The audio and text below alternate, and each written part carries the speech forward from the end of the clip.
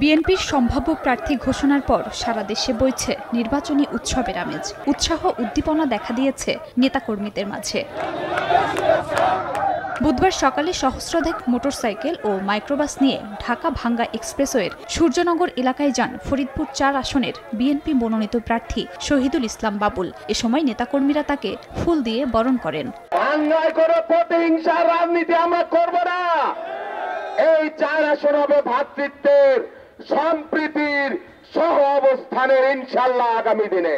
চট্টগ্রাম ১০ আসনে মনোনয়ন পাওয়ার পর দুপুরে নিজ বাড়ি নগরীর মেহেদীবাগে যান বিএনপির স্থায়ী কমিটির সদস্য আমির খসরু মাহমুদ চৌধুরী। এ সময় নেতাকর্মীরা খণ্ড খণ্ড মিছিল নিয়ে ভিড় করেন প্রিয় নেতার বাসায়। আমাদের যে ৩০ দফা সহ আমাদের যা আগামী দিনের সংস্কারের কর্মসূচিগুলো আছে আমরা রূপরেখা দিয়েছি।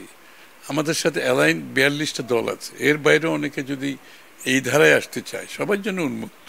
প্রতিপক্ষের শত বাধার মুখে অবশেষে চাঁদপুর ৪ আসনের ফরিদগঞ্জে নিজ নির্বাচনী এলাকায় গণসংযোগ করেন বিএনপির মনোনীত প্রার্থী লায়ন মোহাম্মদ হারুনুর রশিদ। বেগম খালেদা জিয়া এবং তারেক রহমান যথেষ্ট মূল্যায়ন করছে, সেই জন্য আমি কৃতজ্ঞ দলের প্রতি এবং ফরিদগঞ্জের জনসাধারণের প্রতি আমি কৃতজ্ঞ। আমি চাই ঐক্যবদ্ধভাবে সবাই কাজ করুক, আর আমি একটা কথা বলি, সবাইকে নিয়ে চলতে চাই। এদিকে রাজশাহী ২ আসনে বিএনপি মনোনীত প্রার্থী মিজানুর রহমান মিনুর নির্বাচন পরিচালনার জন্য ৫ সদস্যের একটি কমিটি গঠন করেছে মহানগর বিএনপি।